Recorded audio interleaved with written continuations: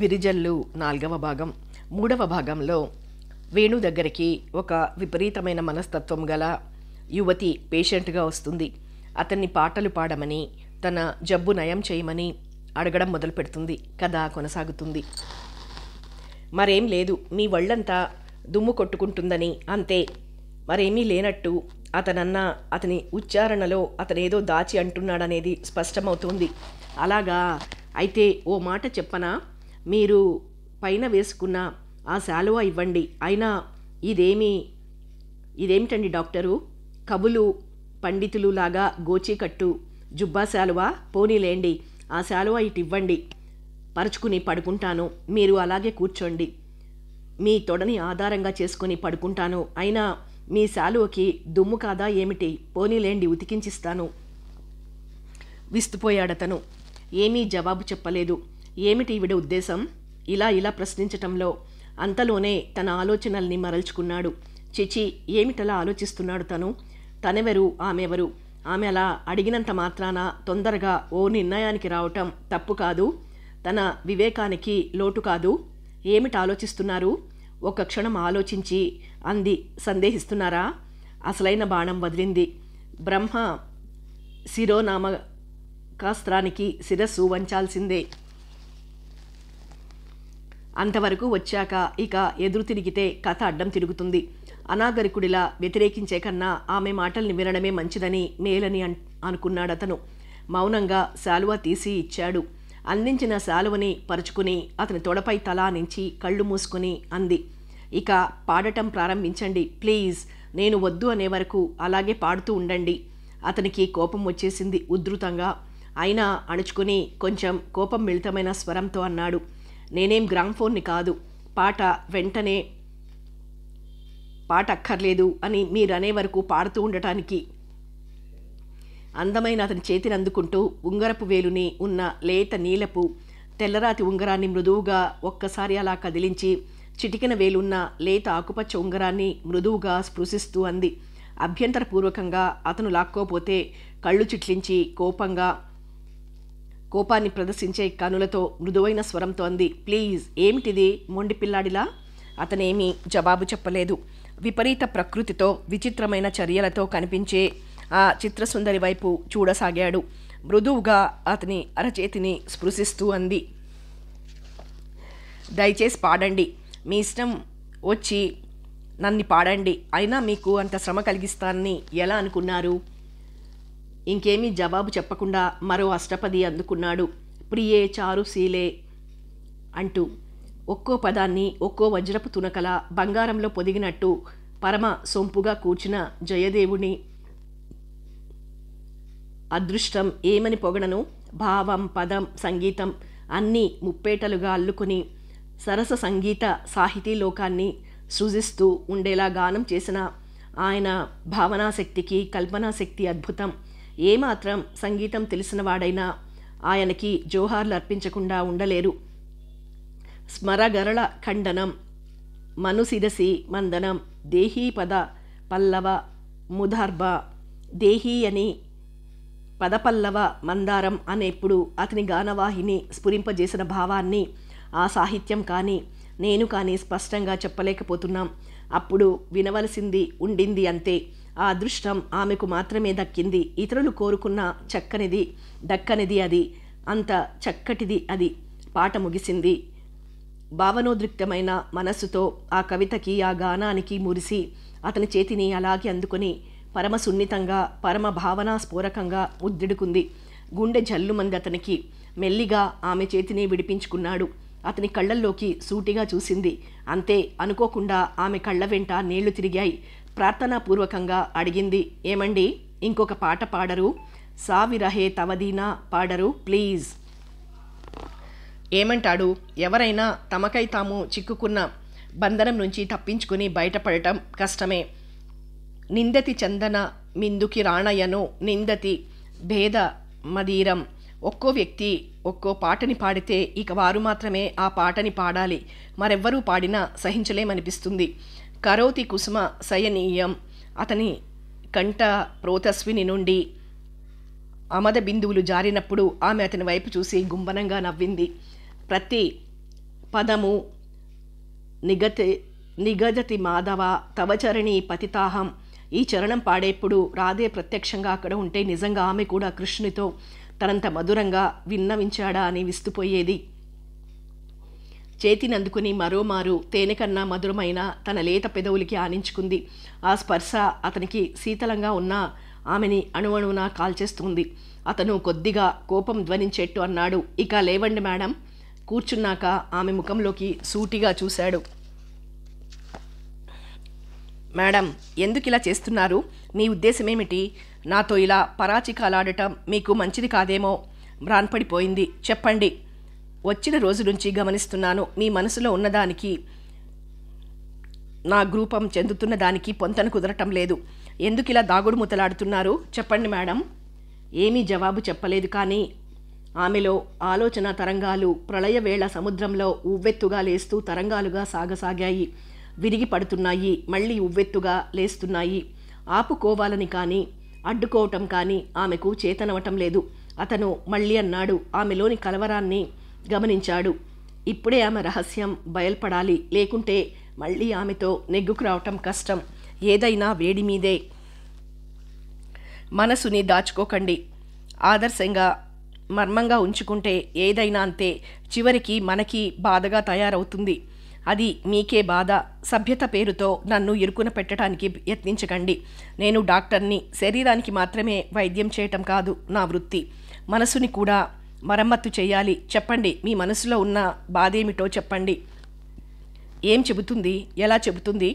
ఎన్ని సంవత్సరాల నుంచో లావాలా మనసులో ఉబుకుతూ బయటికి పొంగకుండా ఉన్న దుఃఖాన్ని అణుచుకోవటం సాధ్యం కాక ఎలాగో భగవంతుని దయవల్ల మార్గంలో పడి అది శరీరాన్ని లోపలే దహిస్తుంటే పరిసరానికి లొంగి వాటి ప్రభావాన్ని మనసుపై చల్లుకుని దాన్నే పన్నీటి జల్లులు అనుకుని శాంతి నెరగకున్నా శాంతి పొందుకై యత్నిస్తూ శాంతంగా ఉండటానికి యత్నిస్తూ శాంతంగా బ్రతుకుతున్నట్లు నటిస్తూ ఏం బ్రతుకుతనది?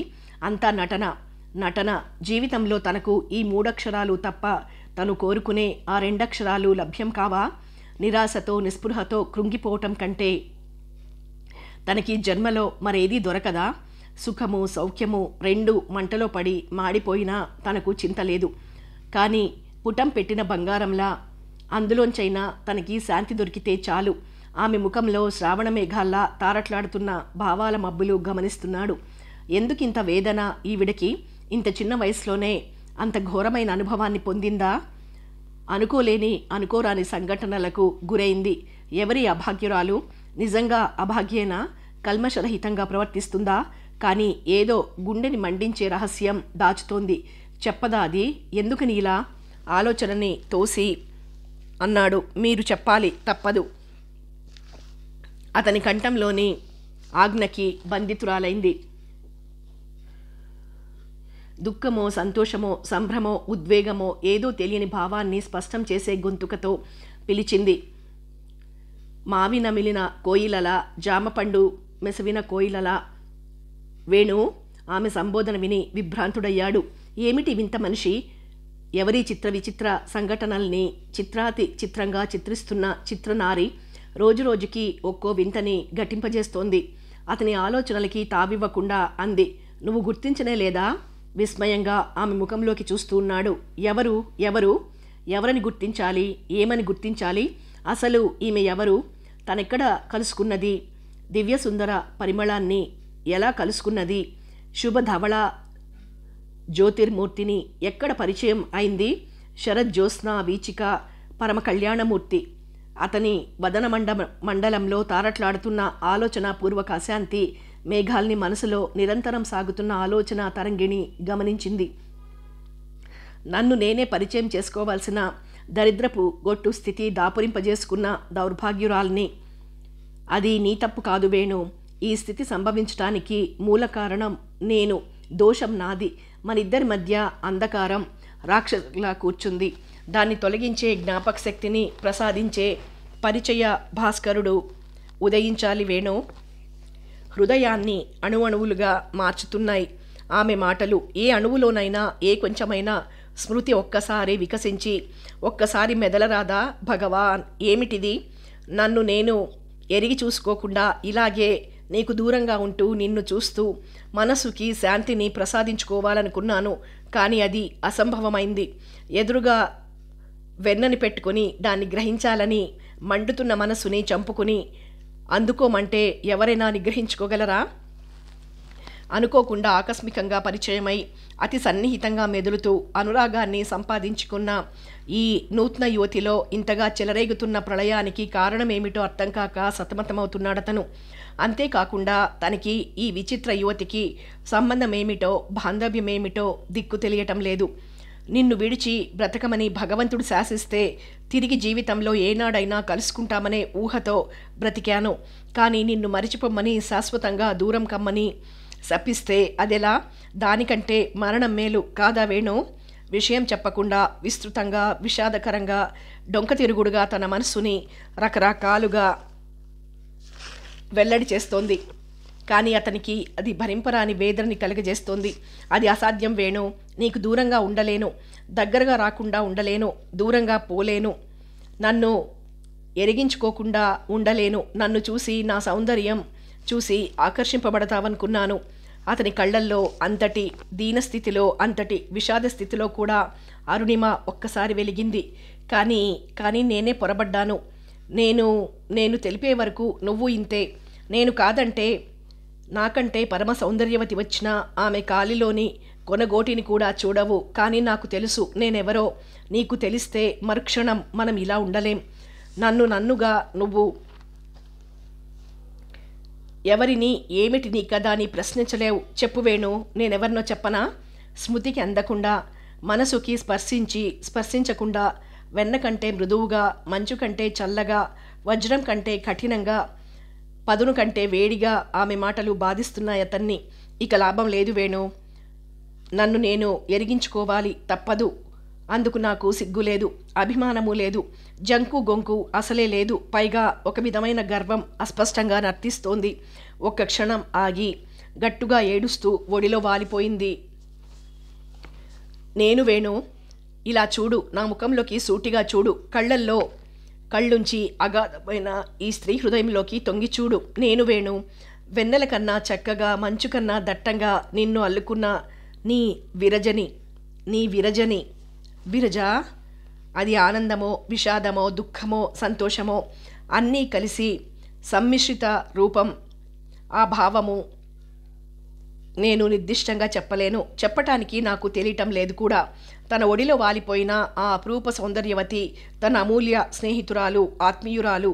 దాదాపు చాలా కాలం నుంచి ఎవరి కొరకై అహరహము మనస్సులో మదనపడుతున్నాడో ఆ దివ్యసుందర విగ్రహం తన ఎదలో చిరకాలంగా ఏమూలో దాక్కుని తనని పరిపాలించిన విశిష్ట గుణం చూశాక, ఆమె తన విరజ అని తెలిసాక అతనిలో ఇదమిత్తమని తెలియరాని భావనలు చెలరేగాయి.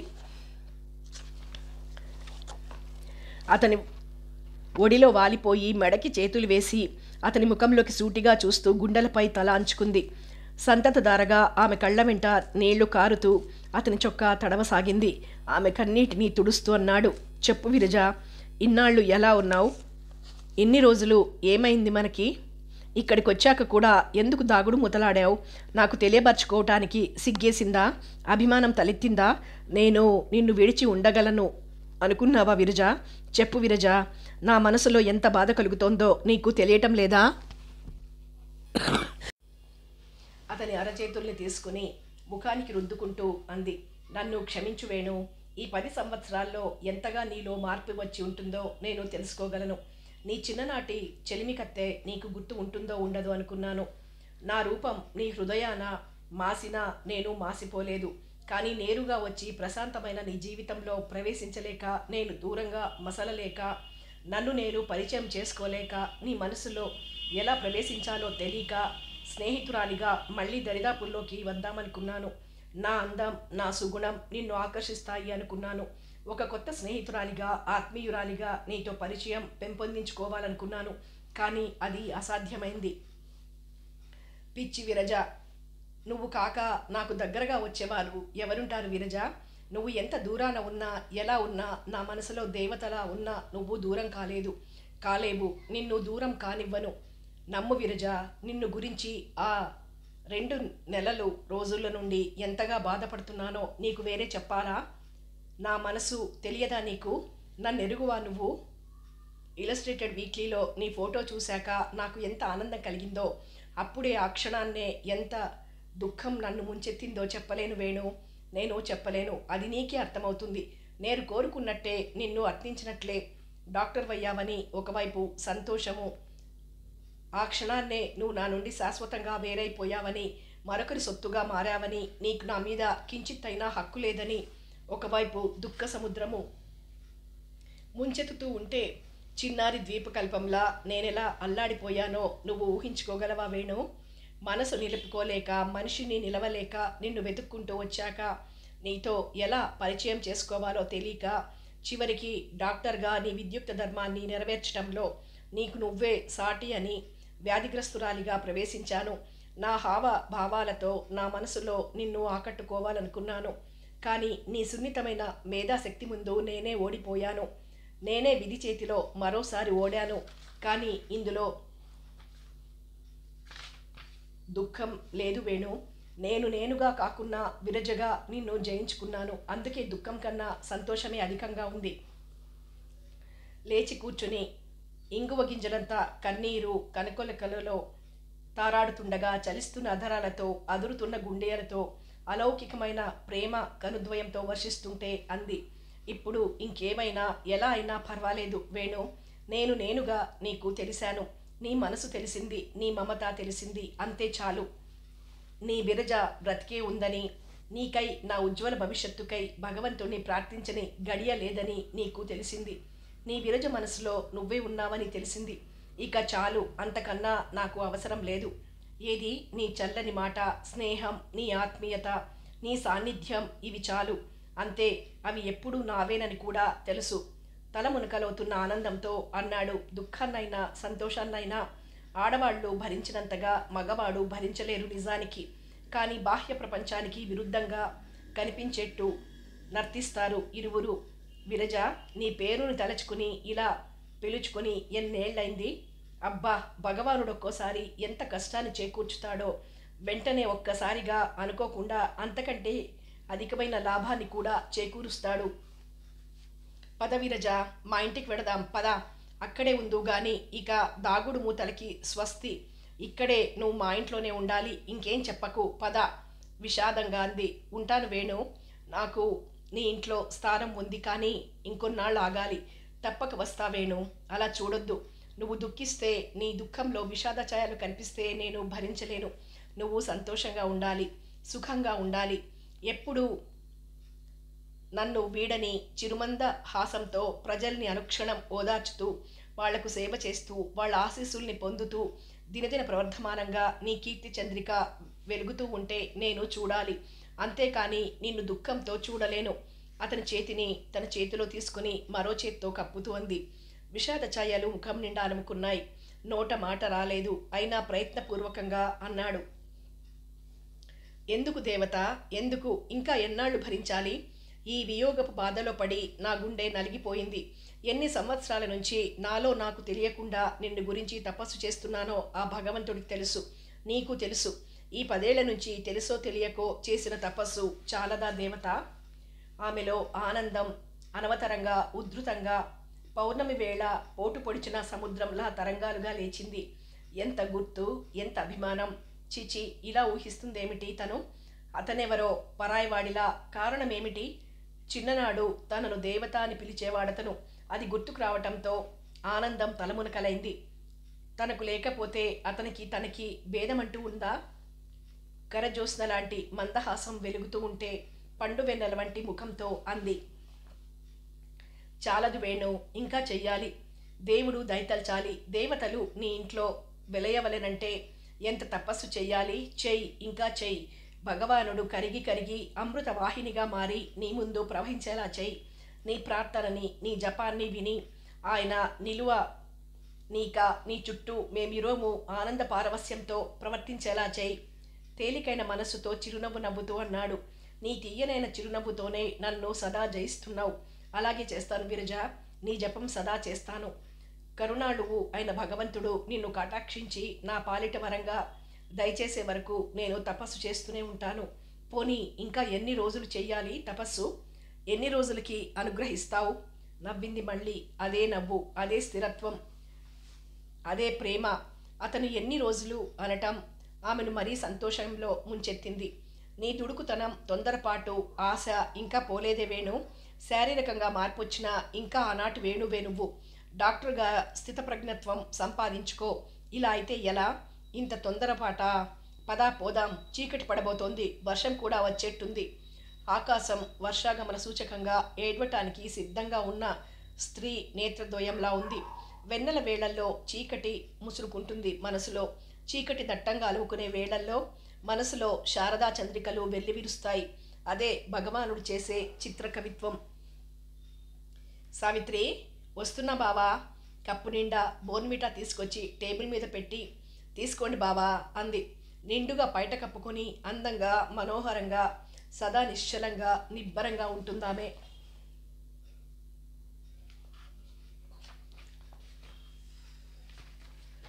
కప్పుని పక్కకు జరుపుతూ దగ్గరగా తీసుకుని ఆమె గడ్డాన్ని కొనవేలితో లేవనెత్తుతూ అన్నాడు. సావిత్రి, పెళ్ళై దాదాపు 3 మాసాలైనా ఇంకా ఆమెలో నూతన వధువు ఛాయలు పోలేదు.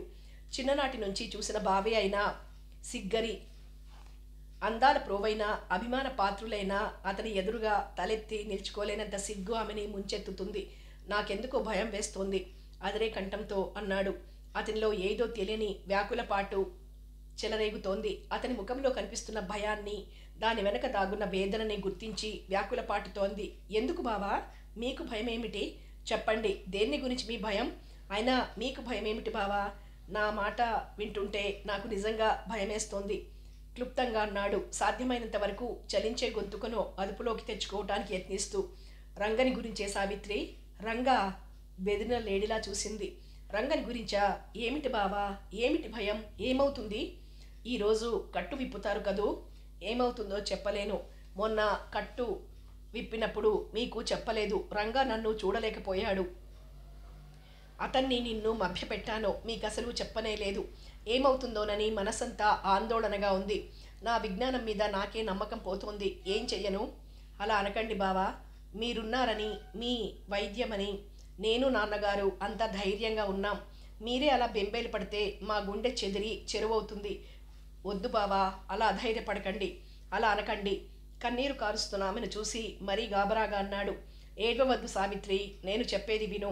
నాకు అనుమానం వల్ల భయం వేస్తుంది, అంతే, మరేం లేదు. ఇంతకీ ఈ విషయం నీకెందుకు చెబుతున్నానో తెలుసా? తలూపింది తెలియదన్నట్టు.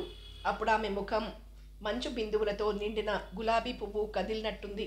మనసుని సంభాళించుకుని ఆమె కన్నీటిని తుడుస్తూ, నేను స్వయంగా కట్టు విప్పాలంటే భయం అవుతుంది. ఎందుకు నా చేతి చలువ పనికిరాదేమో అనిపిస్తోంది. వర్సెస్ చేత చేయించడం ఇష్టం లేదు. అందుకని ఒక్క క్షణం ఆగి అన్నాడు. నీకు డ్రెస్సింగ్ చేయడం, క్లీనింగ్ చేయడం నేర్పాను కదా. నువ్వే స్వయంగా వచ్చి నీ హోంలో అతన్ని కట్టు విప్పమని అడగాలనుకున్నాను. వస్తావా? వెళ్దామా? రా అన్నాడు. భయంగా చూస్తూ అంది. ఎందుకు బావా అలా అంటున్నారు? చెప్పండి, ఏమిటి మీ భయం?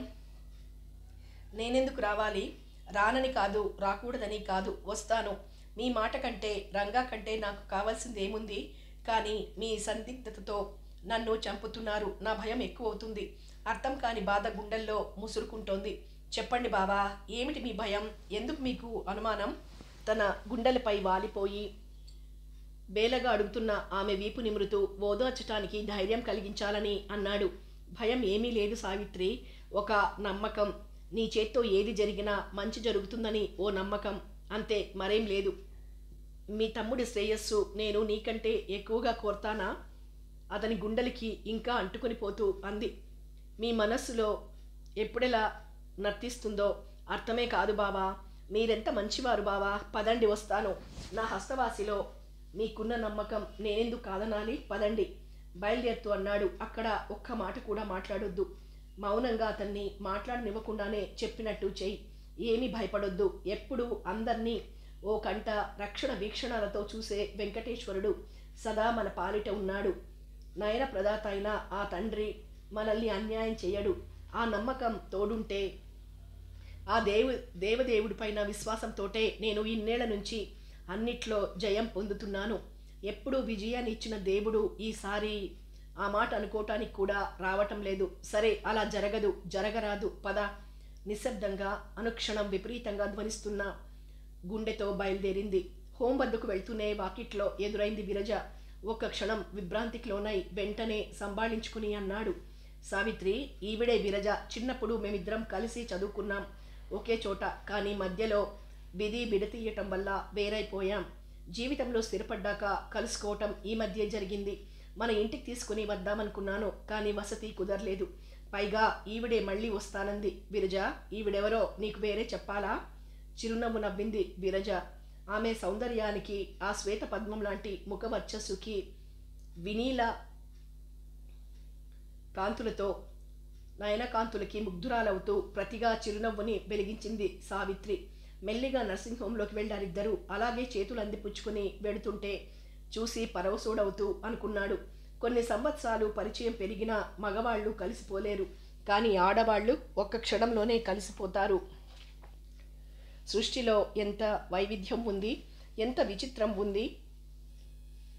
మౌనంగా వాళ్ల వెంటే తన రూమ్కి వెళ్ళి సావిత్రికి ఎలా చెయ్యాలో అంతా మళ్ళీ ఒకసారి వివరించి రంగా వద్దకు తీసుకెళ్లి సావిత్రిని వదిలి వచ్చేశాడు. కన్సల్టింగ్ రూమ్లో కూర్చొని బరువెక్కిన గుండెతో ఆ క్షణానికై ఎదురు చూస్తూ నిశ్శబ్దంగా కాలాన్ని తరుగుతున్న భగవానుడిని గురించి మనసులోనే స్మరించుకుంటూ కూర్చున్నాడు. 10-15 నిమిషాలు గడిచినా అవి అతని పాలిటికి 10-15 యుగాలుగా ఉన్నాయి. నిజంగా ఆపదలో ఉన్నవారికే కాలం యొక్క బరువు తెలిసేది. హఠాత్తుగా బావా అన్న సావిత్రి కేక వినబడింది. మరుక్షణంలో నిలవకుండా గాబరాగా పరిగెత్తాడు. అదరే గుండె కన్నా వేగంగా. అలా అనొద్దు వేణు. ఎప్పుడూ భగవంతుడు నిర్దయుడు కాడు. ఏది జరిగినా, ఏది జరుగుతున్నా, ఏది జరగబోతున్నా అదంతా మన భాగధేయమే. ప్రపంచంలో మంచి చెడు అంటూ ఏదీ లేదు వేణు. మనకి జరిగేదంతా మంచి మాత్రమే, చెడు అనే ప్రశ్నే లేదు. అది మన ఛాయలకి ఎప్పుడూ రానే రాదు. అసలు చెడు అనే పదమే ఈ ప్రపంచంలో లేదు వేణు. అనవసరంగా మూఢులమై అల్పమైన జ్ఞానంతో, అవివేకంతో మనల్ని మనం మభ్యపుచ్చుకుంటున్నాం. తండ్రి కుమారుడికి ఏది అవసరమో కాదో తెలుసు, దాన్నే ఇచ్చేస్తాడు కొడుక్కి. కానీ కుమారుడికి తండ్రిని అర్థం చేసుకునే యోగ్యత లేక ఒక్కోసారి మూర్ఖత్వంతో తనకి అన్యాయం జరిగిందనుకుంటాడు. అంతే, మనము అంతే. భగవంతుడి గురించి అలా అనుకునే పొరబడుతున్నాం. ఇంకా ఏదో చెప్పబోతుండగానే అతని మాటలకు అడ్డొస్తూ అన్నాడు, లేదు మురళి, భగవంతుడెప్పుడు మనతో ఆడుకుంటున్నాడు. లేకపోతే ఇలా చేయవలసిన అవసరం ఏముంటుంది? 10 ఏళ్లుగా దూరమై స్వప్నంలో కూడా కనిపించకుండా, ఛాయ అయినా తెలియకుండా, మనసులు తెలియని స్థానాల దాక్కుని ఉన్న అందాల బొమ్మని జ్ఞాపకం చేసి ఆమెను దగ్గరగా తీసుకుని వచ్చి జత కలిపి సంతోషాన్ని నా సొత్తు చేయడం ఏమిటి? ఇక ప్రపంచంలో నా అంత అదృష్టవంతుడు లేడు, నా ఎంతటి సుఖీ లేడు అని అనుకునే తరుణంలో 2-3 రోజులు గడవక ముందే రంగాకి శాశ్వతమైన అన్యాయం చేసి నన్ను దగా చేయటం ఏమిటి? అభం శుభం ఎరగని కుర్రాడిని ఆటలాడటానికి పిలిచి ఓడించి తీవ్రమైన శిక్ష విధించటంగా లేదు ఇది? నమ్మకంతో వెడితే దగా చేసే వర్తకుడిలా వ్యవహరించటం లేదా భగవంతుడు? చిరునవ్వు నవ్వుతూ అన్నాడు మురళి. అదిగో అక్కడే పొరబడుతున్నావు. అదంతా ఆయన మీద రుద్దబోకు. ఎప్పుడూ కష్టం కలిగించింది ఆయన కాదు, అది నీ మనస్సు. దుఃఖము అదే కలిగించింది. దుఃఖాన్ని, కష్టాన్ని అదే తెలియబరుస్తుంది. ఎప్పుడూ ఒకరి మీద నింద వేయటం మంచిది కాదు. ప్రపంచమే నిమిత్త మాత్రం, మనమంతా నిమిత్త మాత్రులం. దాని గురించి అనుకోవలసిందేముంది? ఏది ఎలా జరగాలో, ఎప్పుడు ఎలా జరగాలో, ఎందుకు ఎలా జరగాలో అలాగే జరుగుతుంది. అది ఆయన చేతిలో లేదు, ఎవరి చేతిలోనూ లేదు, మన చేతిలో లేదు. అందుకు విరుద్ధంగా జరిగే అవకాశమే లేదు. అలా జరుగుతుంది అనుకుంటే అది మన పొరపాటే, మన అవివేకమే, అంతకు మించి మరేమీ కాదు. భగవద్గీత చదివిస్తావు, అందులో ఏముందో బాగా జీర్ణం చేసుకున్నావు. కర్మణ్యే వాధికారస్తే మాపలేషు కదాచన అనటంలో విధికి, నిర్ణయానికి, ఫలితాన్ని వదలమనే అర్థం. అయినా చూస్తుంటే విజ్ఞానము, వివేకము అనేవి వ్యక్తి బాగా ఉన్నప్పుడే కానీ బాధలో ఉన్నప్పుడు అక్కరకు రావేమోనని అనిపిస్తుంది. విషాదంగా నిర్జీవమైన చిరునవ్వు నవ్వుతూ అన్నాడు. స్వాంతన వాక్యాలు, వేదంతో ఉపన్యాసాలు, యుద్ధ వార్తలు వినడానికి, చెప్పటానికి బాగానే ఉంటాయి. ఎవరికైనా ఆచరణలోకి వచ్చాకనే అతని మాటలకు అడ్డొస్తూ అన్నాడు. వేణు, ఏమిటిది? మరీ మూర్ఖంగా చిన్నపిల్లవాడి కంటే అన్యాయంగా దుఃఖం అనుభవించే వారికి ఓదార్పు కాకపోతే అలాగే ఏడుస్తుంటే వాళ్ళ కర్మకి వదిలేసి ఏడ్వనీలెమ్మని ఊరికే కూర్చోవాలా? డాక్టర్ నువ్వు సుఖదుఖాలకి కష్టనిష్ఠూరాలకి ఈ ద్వంద్వ గుణాలకి అతీతుడివిగా ఉండాలి. మనసుని కట్టేసుకుని యంత్రంలా పనిచేస్తూ పోవాలి. అంతేకాని జరిగిన సంఘటనలకి సంభవించే విషాదాలకి లొంగిపోతే ఎలా? స్వయంగా స్వంత శరీరాన్ని ఆపరేట్ చేసుకోవాల్సి వచ్చినా కదలని గుండెదిట్టవు, అదరని శరీర బలం కావాలి. అంతేకాని అబ్బే ఇలా బేలవైతే ఎలా? నా వంటి వారు డాక్టర్స్గా పనికిరారు మురళి. అసలు ఎందుకు పనికిరాని వాడిని నేను. డాక్టర్గా అస్సలు పనికిరాను. నువ్వు చెప్పినట్లు గుండె దిటవు లేకుండా డాక్టరీ చేయటం కష్టమే. నన్ను ఈ మాత్రమైనా తయారు చేసింది నా విరజే. ఆవిడే అజ్ఞాతంగా నన్ను ప్రేరేపించకపోతే ఇంతవాడిని అయ్యేవాడినే కాను. ఏ మారుమూల పల్లెటూరిలోనో ఉండి కరణం లెక్కలు రాసుకుంటూ జమాబందీ అనుకుంటూ ఉండేవాడిని. మనిషిలో ఆలోచన రేగితే వ్యధ విస్తృతమై మెల్లిమెల్లిగా నశిస్తుంది. ఆలోచనలో పడిన వేణుని మరేమీ పలకరించకుండా నిశ్శబ్దంగా అతని ముఖంలోకి చూస్తూ అతని ముఖంపై మనసుకి ప్రతిబింబంగా మెదులుతున్న భావాలని గమనిస్తూ కూర్చున్నాడు మురళి. అలాగే ఎంతోసేపు కూర్చుని ఆలోచనలతో విసుగెత్తిపోయి అన్నాడు, వెడతాను మురళి, రౌండ్స్కి వేళయింది. ఏ వేళ అయినా ఏ పరిస్థితుల్లో అయినా తన విద్యుక్త ధర్మాన్ని కర్తవ్యాన్ని మరువని అతని నిరతిని చూసి మెచ్చుకున్నాడు. మనసులోనే ధన్యవాదాలు అర్పించుకున్నాడు. చూడండి డాక్టర్, మీ నర్సులు రోజుకొకరుగా నన్ను ఏడిపిస్తున్నారు. మీరు వాళ్ళకి జీతం ఇచ్చేది రోగుల్ని సంతోషంగా ఉంచి రోగాన్ని నయం చేయటానికా, లేక రోగుల్ని సదా ఏడిపించి రోగాన్ని పెంచటానికా? దీనంగా ముఖం పెట్టి అడిగింది. దగ్గరగా వచ్చి పక్కనే కుర్చీ వేసుకొని కూర్చొని ఆదరంగా అడిగాడు, ఏమమ్మా ప్రమీల, మళ్ళీ ఈరోజు ఏమైంది? లాలనగా ఆయన ప్రశ్నించటంతో గుండెల్లో బాధ సుడులు తిరిగి బొటబొట కన్నీరు కార్చింది. పూడుకుపోయిన గొంతుకతో అంది, మార్ఫియా ఇమ్మని అడిగాను డాక్టర్. మీ హెడ్ నర్స్ నిర్మల ఇదో తెస్తానని చెప్పి అలాగే వెళ్ళిపోయింది ఇవ్వకుండా. ప్రశాంతమైన గొంతుకతో అడిగాడు, ఎందుకమ్మా మార్ఫియా? అదేమిటి డాక్టర్, మీరు అలాగే అంటారు? మా ఆయన స్మృతుల్ని తప్పించుకొని పోదామని. అంతకన్నా నాకేం బాధ ఉంది డాక్టర్? మత్తుగా తీయని కలలు కంటూ ఒక్క కలలోనైనా ఆయన కనిపిస్తాడేమోనని ఆశతో అడిగితే నా మొర వినిపించుకోరు. మనిషికి దూరమై మమతకి దూరమై చివరకు భావానికి కూడా దూరం కమ్మంటే నేను మనిషినే డాక్టర్. నాది మనసే. నేను మీలాంటి దాన్నే. ఎందుకు నన్నిలా వేధిస్తారు? ఎప్పుడూ దగ్గరికి వచ్చి నా మనోవేదనని వెళ్ళబోసుకొని మనసులో వేదనను రగిల్చే ఆ అమ్మాయి అంటే అతనికి ఎంతో ఆప్యాయత. ప్రతిరోజు ఏదో ఒక రిపోర్ట్ చేస్తుంది. అందులో గుండెగల మనిషిని నిలువునా దహించుకొని పోయే బాధ స్పష్టమవుతూ ఉంటుంది. డాక్టర్, మా వారు తెలుసా మీకు? ఎంత అందంగా ఉండేవారని. ఆయన పక్కన నేను నిల్చోవాలంటే సిగ్గేసేది. ఎప్పుడు ఆయన్ని నిలువునా చూడలేదు. ఎక్కడ దిష్టి సోకుతుందో అని భయం. ఆయన మాట్లాడినా నవ్వినా నా ఎదలో మదిలో సదా అనురాగ స్రవంతులు జలజల ప్రవహించేవి. ఇప్పుడు ఆయన రూపాన్ని తలుచుకున్న ఒళ్ళంతా గగురు పొడుచుతుంది డాక్టర్. అంతగా గుండెలో ప్రాణప్రతిష్ఠ చేసుకున్న ఆ మూర్తిని ఒక్కసారైనా పలుకరిద్దామంటే ఈ జన్మకి గతి లేదని తెలిసిన తర్వాత వేదనకి అంతుంటుందా డాక్టర్? ఒక్క క్షణం ఆగింది. దుఃఖంతో ఆమె కళ్ళు పూర్ణ కుంభాల్లా ఉన్నాయి. మళ్ళీ అంది, డాక్టర్, మా వారు మంచి రచయిత డాక్టర్. అందానికి అందం, వినయానికి వినయం, విజ్ఞానానికి విజ్ఞానం, సహృదయతకి సహృదయత, పైగా రచయిత. ఎన్ని గుణాలు డాక్టర్! అందుకే అప్సరసలు ఆయనపై మోహించి తీసుకెళ్ళి ఉంటారు. డాక్టర్, ఆయన పెన్నేంతో రాసేవారు. ఎంత బాగా రాసేవారని అబ్బా తలుచుకుంటే కన్నీళ్లు తిరుగుతాయి. అచ్చంగా మనిషి గుండెలో కూర్చుని భావాలను చదివినట్టుగా రాసేవారు. దుఃఖత మనసుని, క్రోధిత మనసుని, దుర్మార్గుడి మనస్సుని, శృంగార మనసుని ఎన్నని అలా అని ఎంత బాగా సృష్టించేవారు డాక్టర్.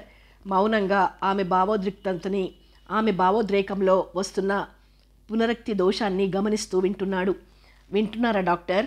ఆయన పద్యాలు కూడా రావే నాకు. ఓసారి ఓ పద్యం రాశారు నా మీదే. ఈ దుఃఖత మనసులో అది ఇప్పుడు స్మృతి రాకపోయినా భావం గుర్తుంది. చెబుతా వినండి. కొంచెం సిగ్గు ఆమె ముఖంలో శరదృతువులో తెల్లని మేఘం చాటున మెరుపు మెరిసినట్టు వెలిగిపోయింది. త్రిషాపూర్ణ స్వరంతో చెప్పసాగింది. ఓ ప్రియురాలా, నీ ఈ 3 నాళ్ల వియోగం నన్ను నరకద్వారాల చెంతకి తీసుకుని పోయింది. దగ్గరగా వచ్చి దేహానికి పెనవేసుకుని పోయే నీ తనూవల్లరి అల్లంత దూరాన ఆగి ఉంది.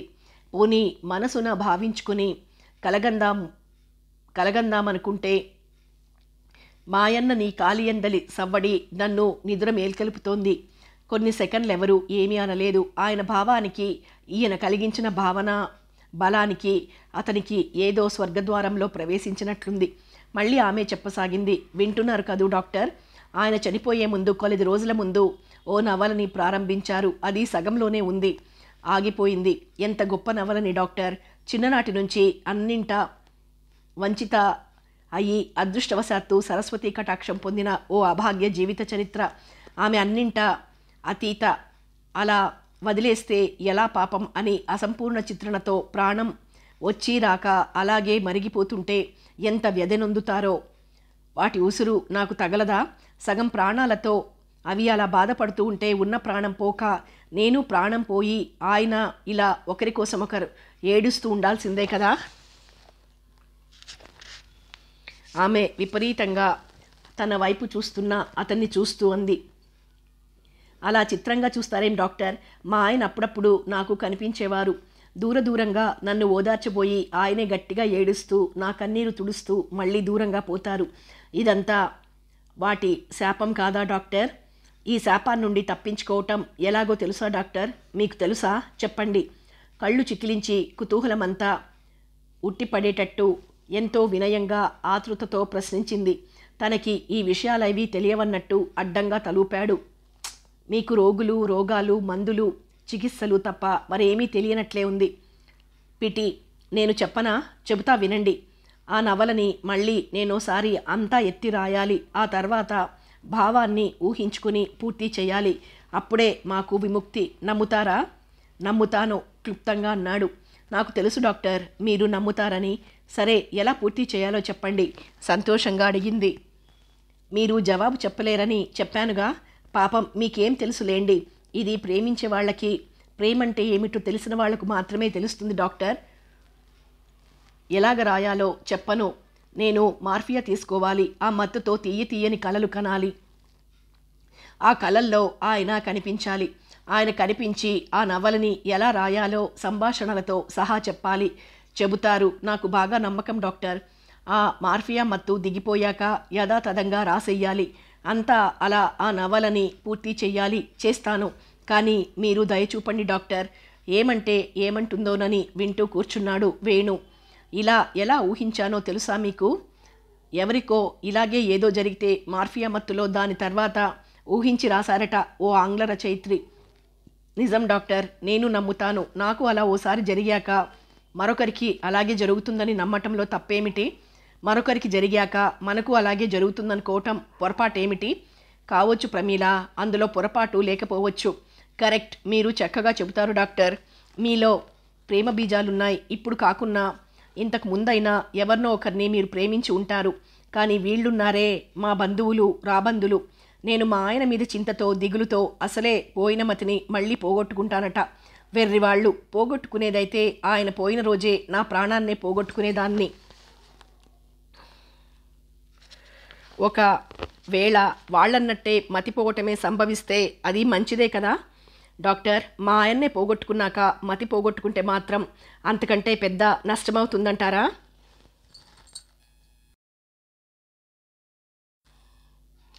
ఆయన్ని విడిచి ఇలా అర్ధస్మృతిలో బ్రతికే కన్నా భౌతికంగా కాకున్నా మానసికంగానైనా చచ్చి మతి పోగొట్టుకోవటం మేలు కాదా? జాలిగా అన్నాడు. అలా అనొద్దు ప్రమీల. తప్పు. నువ్వు ఆరోగ్యంగా ఉండి మీ ఆయన్ని సదా స్మరిస్తూ ఆయన వంశాన్ని నిలిపితేనే మంచిది. మీ మనసుని నిర్వచించుకుంటూ మతి పోగొట్టుకుంటే ఆయనకి మనశ్శాంతి కూడా ఉండదు. నీ ఆరోగ్యం, నీ క్షేమం, నీ శరీరంలో దాక్కున్న ఆయన ప్రతిబింబం క్షేమం ఆయనకి ముఖ్యం. అలా కాక వీటిలో వేటికి ముప్పు వచ్చినా ఆయనకిక మనశ్శాంతి అనేది శూన్యమవుతుంది. దుఃఖంతో అంది. అలా అనొద్దు డాక్టర్. నేనేమీ చెయ్యను, ఏమీ ఆలోచించను. ఆయన గురించి ఆలోచించడం తప్ప మరేమీ చెయ్యను. ఆయనకి మనశ్శాంతి కావాలి, అంతే అంతే. జారిన కన్నీళ్లు చెక్కిళ్లను తడుపుతోంది. కథ కొనసాగుతుంది.